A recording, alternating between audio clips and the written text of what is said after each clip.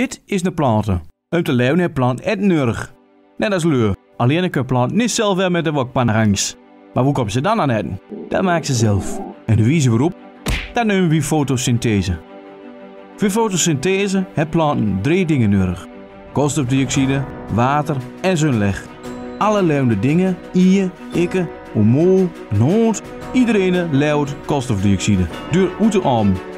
Iedere plant heeft blad. Aan de onderkant van dat blad zitten een heel koppel kleine geitjes. Dat noemen we de bladmeunkes. Daarmee sloegen de planten ons koolstofdioxide op. De plant heeft ook wortel. Daar kan zich mooi stevig mee vastgrijpen in de grond. Maar met diezelfde wortel zorgt de planten ook water uit de grond.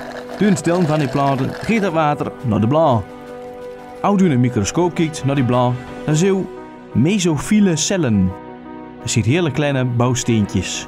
En daarin zie je groene stipjes. Dat noemen we de bladgroenkorrels.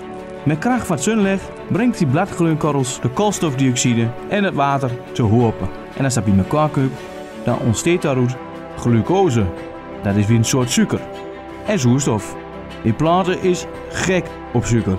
Maar ja, met zuurstof kan de planten helemaal niks. Dus dat geeft de planten dan weer uit via de bladmeunkes. Zodat we er weer van kunnen leven en er weer CO2 van kunnen maken.